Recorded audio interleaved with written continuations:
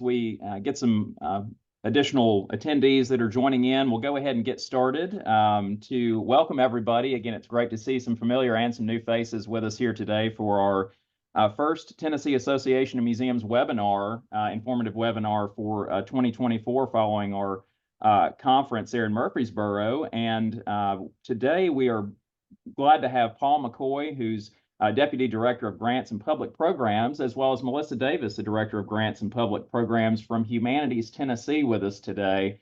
And again, my name is Charles Gooch, President of the Tennessee Association of Museums. So we'll be available for questions after our session today regarding grants, opportunities, and strategic foresight workshops that are available through Humanities, Tennessee. And Debbie Shaw, our illustrious state coordinator, is also on hand. So if anyone has any questions as we go along throughout some of these grant opportunities and workshop opportunities, feel free to pop that message over in the chat feature, and we'll get to that as soon as we can to make sure we address all the questions that we can today. And for anyone who is not joining us, or if you'd like to ensure that you have the information available for future reference, we are recording our Zoom session today that will go out shortly after the conclusion of our session with Paul and Melissa today. So if anyone is not familiar with Humanities Tennessee, it is a nonprofit organization that fosters community and civility in Tennessee through engaging programs that examine and reflect upon ideas, stories, history, arts, and culture. And with that, I will go ahead and turn it over to Paul and Melissa to tell us a little bit more about some of the upcoming opportunities we have for museums across the state. Thanks very much, Charles, and thank you, Debbie, and welcome to all of you. It's nice to see some of you and recognize a lot of faces and a lot of names, and just good to see you all. It was TAM was really wonderful this year, as it always is, and we thank you for your participation in that organization. I'll be brief to just talk a little bit about Humanities Tennessee and also our grant programs, which is why you are all here. And for the rest of our time, we are going to open it up for Q&A. If any of you have specific questions or you have project ideas you want to talk about, Melissa and I will be happy to chat about that. I realize our grant, if you've looked at our grant applications, sometimes they can be a bit confusing. There's a lot of do's and don'ts, and we can help you navigate that. That's what we're here for. As Charles said, our mission is to support and programs that examine and reflect upon ideas, stories, history, arts, and culture. When you think about a grant to us, that's also something you want to think about. That's the first question. Does this project do that? Does this project examine and reflect upon those ideas? Ask yourself that. If it does, then move to the next step. We have been around for 50 years. This is our anniversary year. We were founded in 1973 by the National Endowment for the Humanities. We have a counterpart in each state. Every state and territory has a Humanities Council. We are not state government. We're an independent nonprofit. And our grant funding is federal. That's coming through us to you. We also do a lot of our own programs, and that programming takes a variety of forms, and it is ever evolving. I do invite you to poke around on our website and get a fuller picture of all of our activities, and also to see some of what we're doing with the Shared Futures Lab and our strategic foresight workshops, which we'll talk about a little bit later. There's some exciting stuff happening there. But you are here for grants, and while any nonprofit in the state of Tennessee is eligible to apply for a grant from us, by far the type of organization that we fund the most is museums. In the last 3 years, 50% of the projects we funded went to museums or to organizations that were doing museum type activities, exhibits, that sort of thing. So it's kind of a bread and butter activity for our grant program. So let's talk about those. We have two different types of grants that will be of interest to you. The first is our Opportunity Grant Program, which I'll just briefly touch on. That's only some of you will be eligible for that. That's for organizations that have an annual operating budget of about $150,000 or less. The good news is there's no deadline on that grant. It's a revolving deadline, first come, first serve, until we run out of money for that year. Each of the projects has, for that grant, there's a $2,500 cap on the request. You do not have to match that grant or that amount. We love it when you do, but you don't have to. And the other thing, all of those grants must involve a scholar in a humanities-based project for a public audience. And that's with all of our grants. And also it has to be a one-time or pilot project, can't be for recurring activities. But that's something to keep in the back of your mind if you have a need for a smaller amount of money. The timetable is a little flexible. You might and your budget is within 150 grand or less, you might want to consider an opportunity grant. Our general grants, doesn't matter what your budget is. Everybody's eligible for those as long as you're a nonprofit organization. And some of the same rules, these are only for one-time or pilot projects. They are not for infrastructure. They are not for operating support. They are not for performing arts projects. They must be a humanities-based project for a public audience. They have to involve scholars. They have to be one-time or pilot projects. There is no cap, but you need to know the average amount of a grant award that comes through the general grant program is about $7,000, $7,500. Our budget for the entire program is $100,000. So, we have awarded grants that are $10,000 or more. It's just becoming increasingly rare because our budget's very small for this program. The other big thing about this is there are some key dates that you need to know that are fast approaching. May 6th is the deadline to request an application, which you do through our website. May 13th is the draft deadline, and drafts are mandatory. The people that will review the drafts are the same people that are going to adjudicate all of the grants. So Melissa and I get you their responses, all of their suggestions, and you can bet your bottom dollar that those suggestions are the things they're going to look for during the final submission, which that date is June 28th. And the grants are, I believe, after August 20th. Is the one date I didn't plug in. That's pretty important. Let's see. They're announced in early August. Yes. And so your project would need to begin after that point. So, or the part where you were needing our money. And that is at roughly 6.5 minutes. So I said I would be between 5 and 8 minutes. And look at that. I can stop my stopwatch. So that's the rough overview.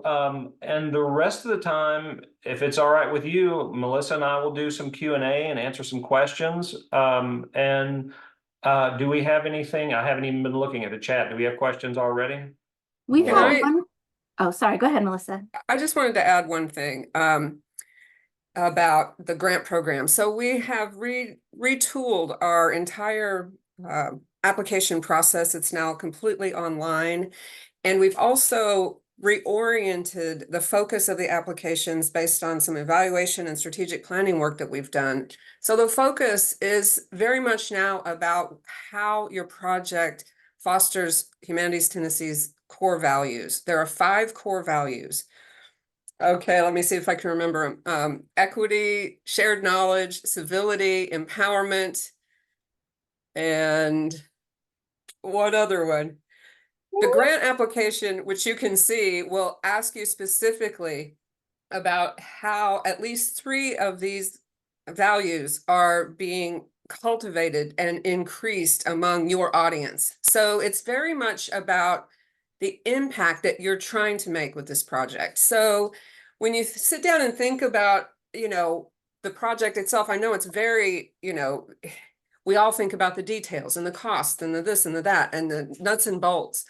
But what the application is going to ask you to do is to think about the project's over. There's your audience. How are they different than before you did the project? And how are these specific attributes, these humanistic qualities that our funding is striving to perpetuate and cultivate in communities, how is that being done? Through specific activities. And it's a new, it's a new approach for us. It's, like I said, it's a totally retooling kind of application and focus. And so we're really interested in seeing how applicants are thinking about the impact of these projects on their audience in these specific ways. So just keep that in mind when you sit down. Think about what's this going to do and why it matters. And then you can work backwards from there. That's what I try and tell applicants and kind of their initial approach to this. A very good point. Yes.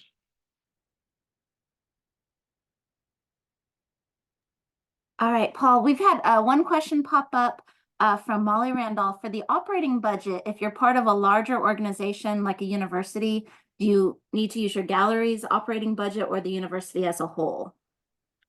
That's a good question. The university it would be the university's operating budget, which is going to be astronomical.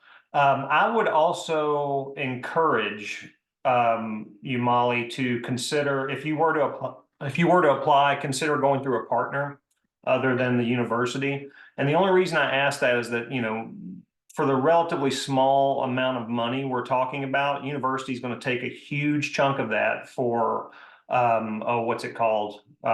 Fringe benefits. I mean, it can be sometimes up to 45% of the grant. And, that's going to be, so you might consider going through a partner or working with a partner on your project and that partner be an independent nonprofit. Just a consideration, something to think about. Okay, thank you.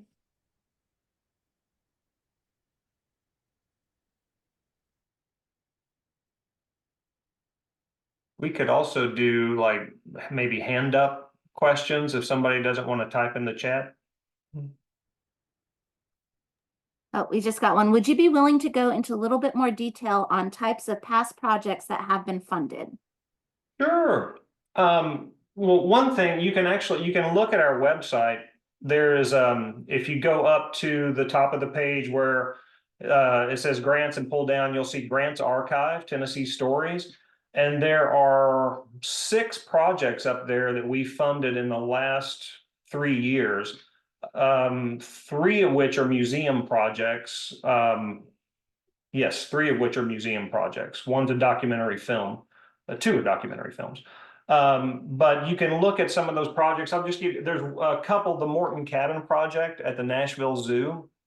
For those of you who haven't gone to the zoo lately, I highly encourage that you do and check out the Morton Cabin. It was the Morton Cabin is a piece of vernacular architecture there. It was the home of a sharecropper and his family that lived on what became the zoo property for years and years.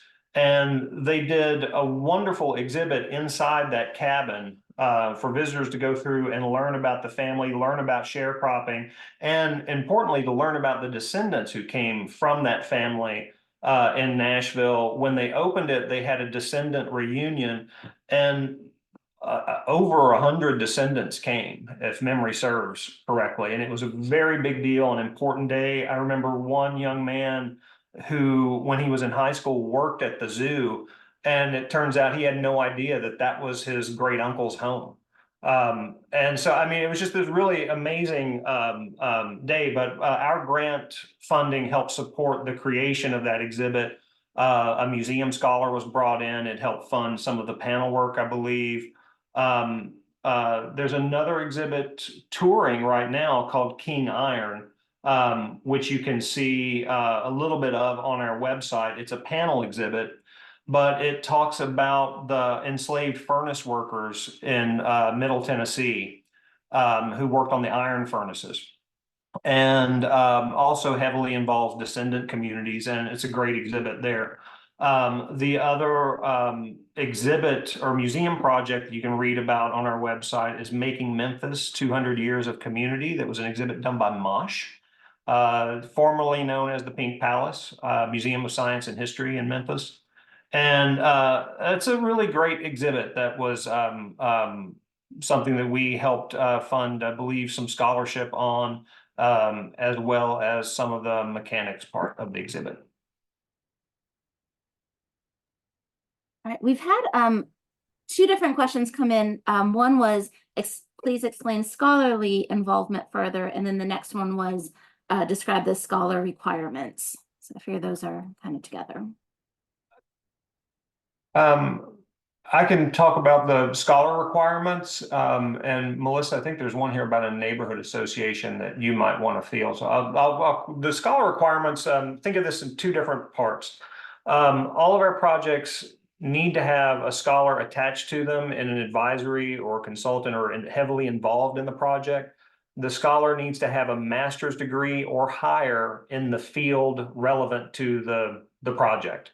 So if you're doing an exhibit on, well, it's the Morton Cabin Project, for instance. A scholar attached to that had years of experience in museum work, but also they had a professor of African American history in Tennessee was involved in that project. So that's what we mean by a scholar. The other thing is that all of our projects, especially when it's relevant, they need an advisor with lived experience relevant to the project. So let's say you're doing a project on the civil rights movement in Tennessee, and you have a civil rights pioneer that you want to be part of a panel discussion. Well, that civil rights pioneer may have been, may have owned a car dealership or may have worked at a restaurant for their entire lives. However, they were a pivotal part of the civil rights movement. That lived experience is, as valuable, if not more so, than any piece of paper that you could get from a university. So that person would count as a scholar advisor. And that's basically what we need.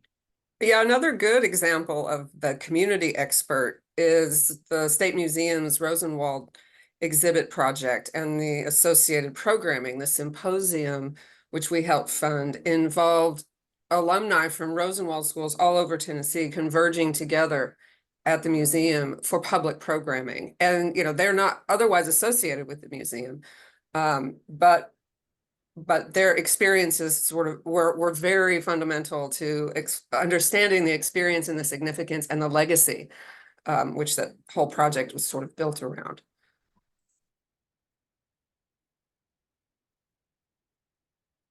Melissa, I think this next question, Paul said was for you. It says, I'm interested in applying for a general grant on behalf of our neighborhood association to develop a digital exhibition and a series of community outreach programs. Based on the eligibility criteria, it appears that our project qualifies.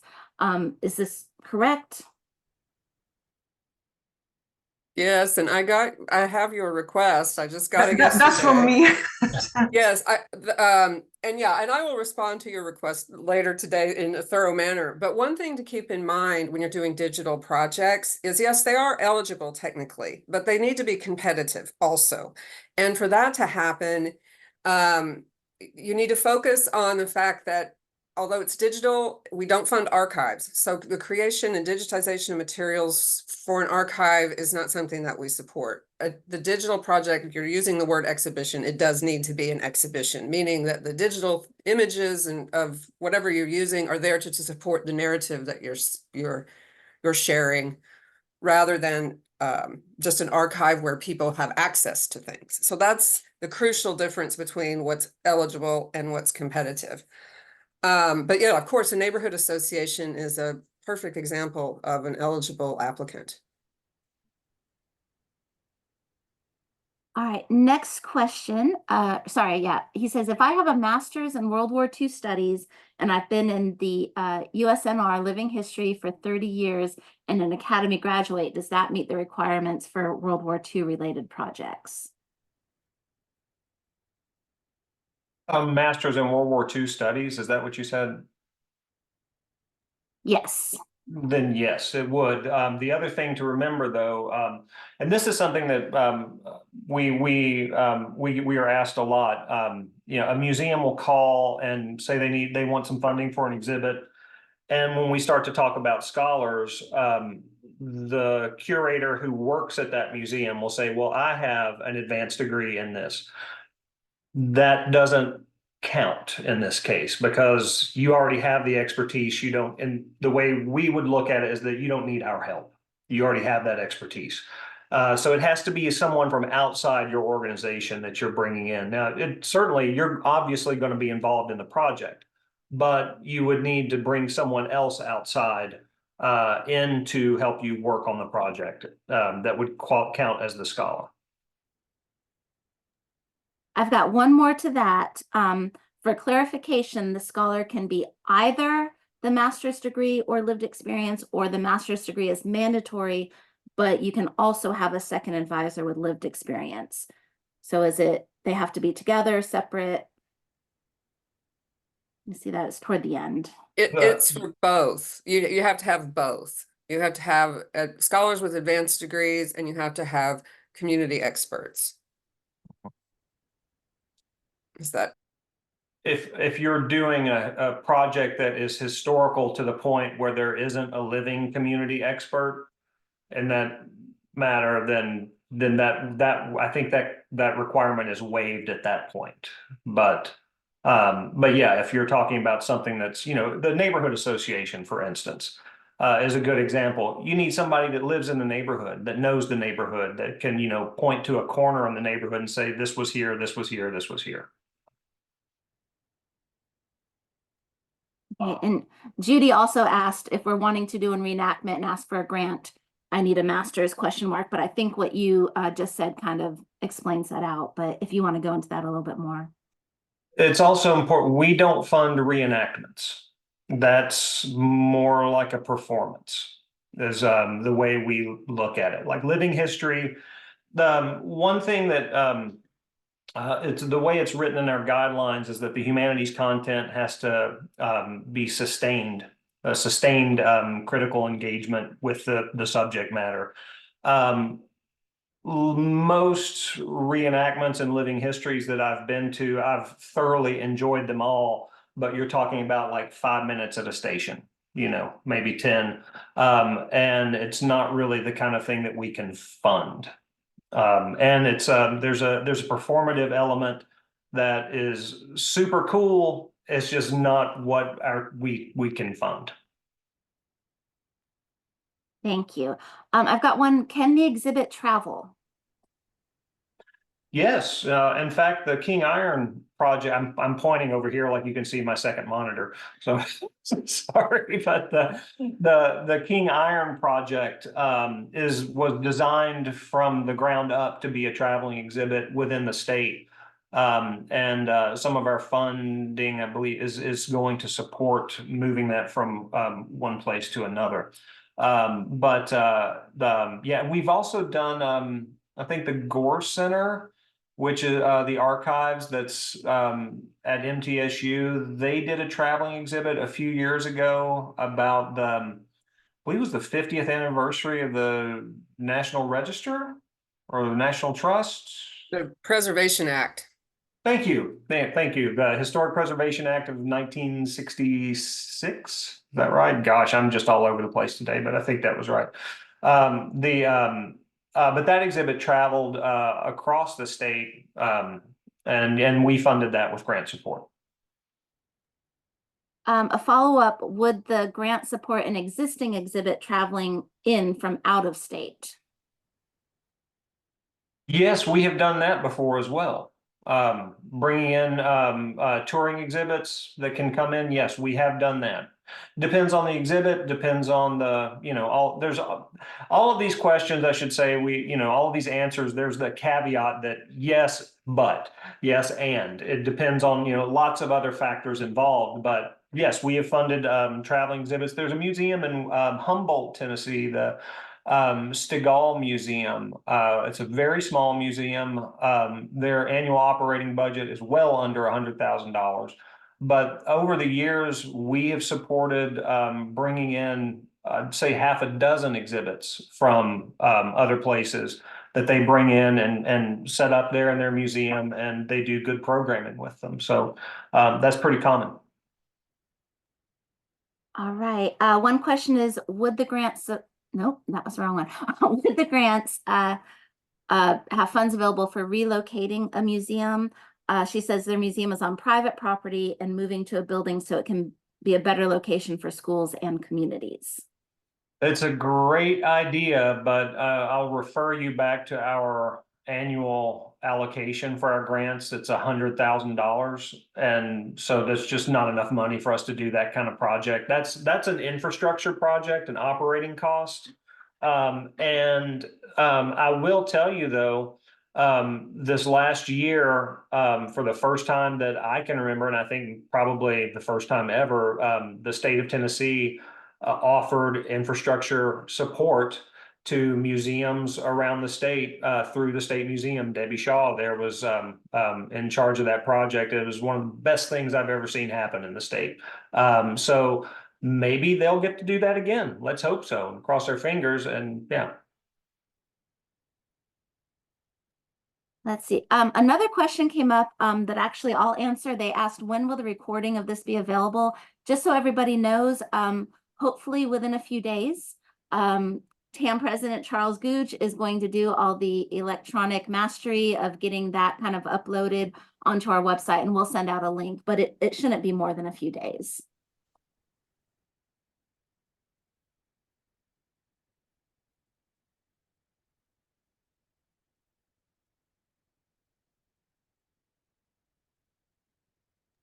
If anybody typed a question that we missed, please put it back in the chat. I may have missed it in there, but I think we might be caught up. Here we go. Oh, what are the dates again this year? Paul, I know you went over, but if you could go back through them again, and I can actually throw them into the chat. Sure. The deadline to request an application is May the 6th, which is rapidly approaching. You do that on our website. There's a series of fields where you type in some about your project to request the application, and then either Melissa or I will get back with you and talk about it further. But that May 6th is the deadline to request. If you haven't requested on May 7th, you can't. And we are getting lots and lots of requests right now. Lots of applications are out in the world. And it's going to be a very competitive year, I can promise you. May 13th is the other key date. That is the date, the draft deadline. You will fill out your application online and submit it by May 13th. And again, this is a digital application. It's a new digital application. We've changed from the one we've been using for the last 2 or 3 years. Hopefully it's much more simple and easy to use. But that May 13th is when you have to submit the draft. And we will review those drafts over the course of 2 or 3 weeks, and then get back with you with comments for you to revise or make changes to your application, which you must submit for the last time on June the 8th or June the 28th. That's the final deadline, June 28th. So May 6th, May 13th, June 28th. And then all of the grant projects would be reviewed by toward the end of August and voted on, and then you'll know by the end of August whether or not you get it. The end of July, and we make announcements the beginning of August. I'm sorry. Yeah, you're right. All right. Not a question, but I just want to let you know that Morgan County just wanted to thank Humanities Tennessee for all they've done to encourage and support them. Are you guys open to outdoor exhibits? Yeah, we have actually funded a couple of different outdoor exhibits, and they have the same criteria as any other kind of exhibit. So yeah. If we are still working on our project, can we request the application as long as we have the draft ready by May 13th? This is Mary Nita Bondurant.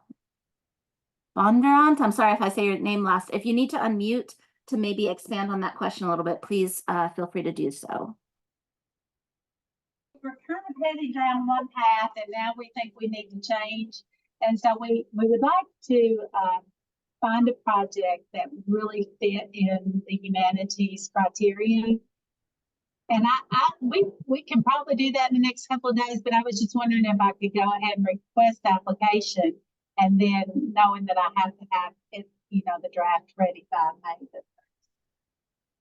May. You can see that there's a draft of the application available on our website to look at. That is exactly what we would send you, but we don't send the applications out at all until we know more details about the specific project. And we talked a little bit yesterday, so but you can see the draft of the application. I mean, you can download it right now. It's on our website.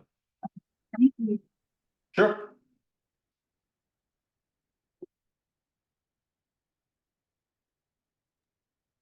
Go. Sorry, I was answering another question. Is there a date that the project must be completed by?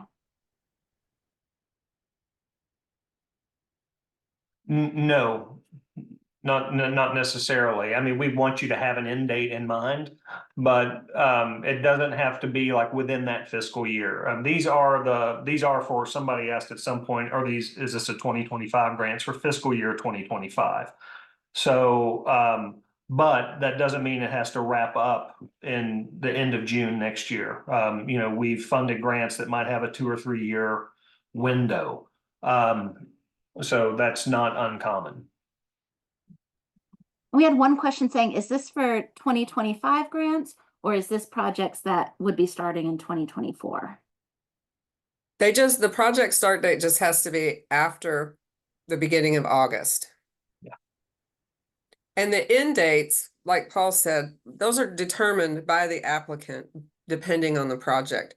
The one thing we do want to point out, however, is if you're doing an exhibit, when the exhibit opens, that's not the end date.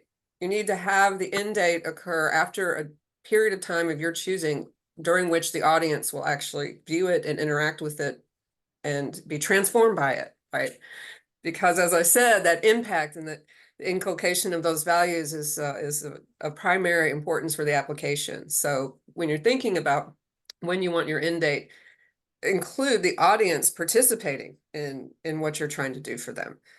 And then the final reporting will be up to 90 days after the end date that you select. So you don't have to include the reporting period in your project date, in your project period, sorry. And to catch one that was further back in the questions, what would a timeline look like for an opportunity grant application?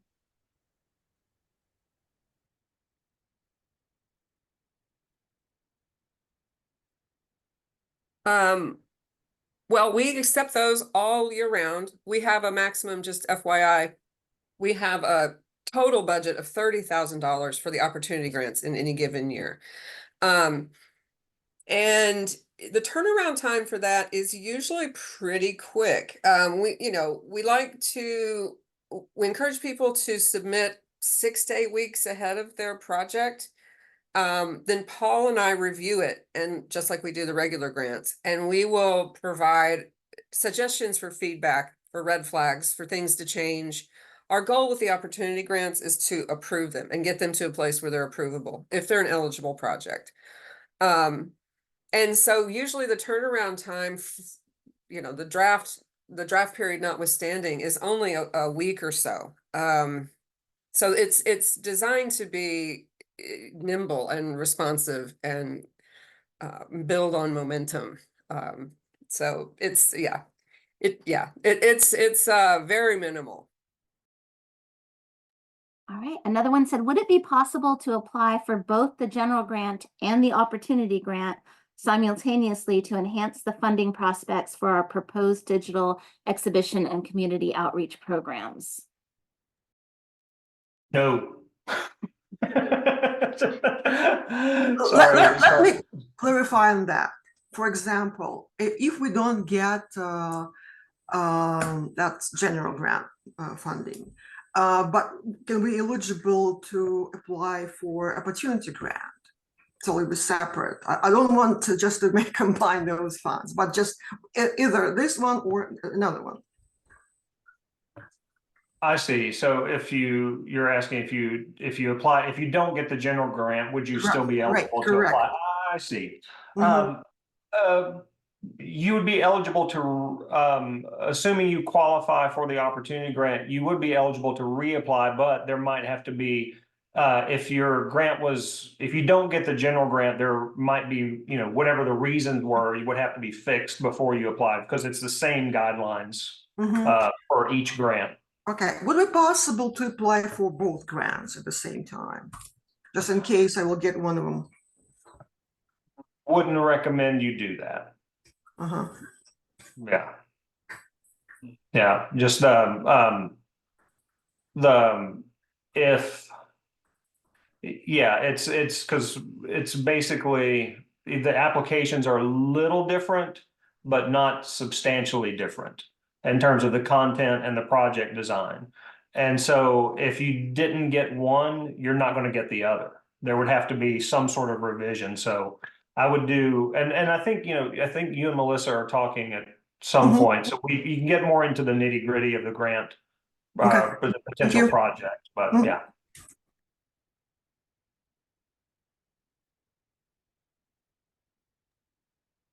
All right, and I've had a few people asking just where to find the grant information. I've thrown the links in the chat a few times. We'll also follow up with an email with all of these links and everything that'll go to everybody that registered. So we'll get it to you that way as well. I don't see any other questions coming through. So any last questions for Melissa or Paul, please raise your hand or unmute yourself or something before we lose their expertise right here.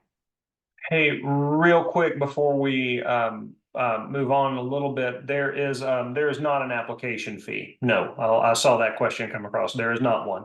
But on our grants webpage, the general grant webpage specifically, if you scroll down, you'll see a section that says grantee resources.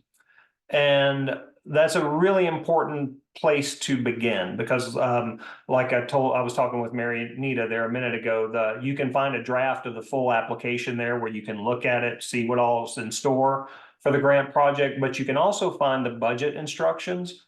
And those are very important because they outline in detail the types of things we can pay for and the types of things we can't. And there's some more nitty gritty rules and details in there. Like for instance, if you need technology as part of your grant request, you can only ask for 20% of the total amount can go toward the technology. It's those, you know, the fine print is in that document. And that's where I would encourage you to look first before you even apply or request an application. Look at that document.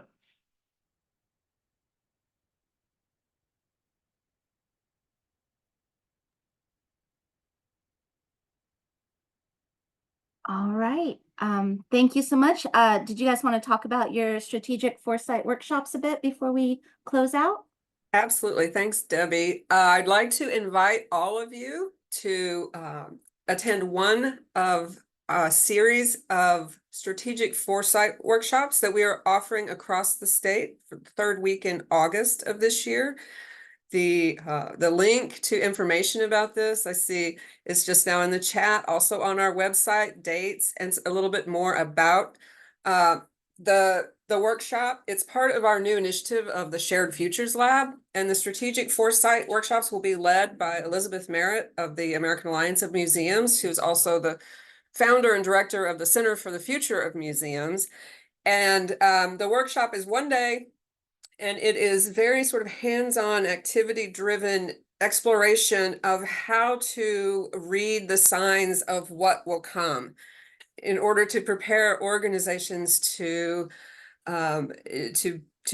adopt change early or to adopt change more easily, to understand and operate within ambiguity and uncertainty about the future. And all these kinds of tools and traits of futures thinking that can enliven and prepare your organizations for what comes next. In addition to this, Humanities Tennessee will provide every organization who attends with their own toolkit from the Center for the Future of Museums at the American Alliance of Museums. And if you are interested or want to know more about this and get the announcements for when registration for these open, you can go to that webpage on our website and sign up for it. And there'll be lots more information coming very soon. So I hope everyone shows up. Thanks. All right. Well, thank you very much, Melissa, for giving us more information on the Shared Futures Lab. Thank you again to the team, the wonderful trifecta of information for us today with Paul, Melissa, and Debbie getting there in the chats for us. Thank you to all our attendees and again to Humanities Tennessee for sharing some of these grant opportunities that'll benefit all of us. There will be more information forthcoming to you in a post-session email as well as a Zoom recording. So for anyone again here today that would like to recap some of the great questions that were fielded, some of the link information that will also be included in that email out to you. And for additional information, if you're looking for this in the meantime, before that email comes out, feel free to visit humanitiestennessee.org to see some of the great examples of work that's been funded through them and more on the process, dates, and how you can apply for the opportunity grants as well as the general grants, and more on the dates for the strategic foresight workshops. So thank you all again for attending today. We hope you have a great rest of your day, a great rest of your week, and we'll see you at the next TAM informational webinar. And thank you again to everyone for being here today. Thank you all. Thank you.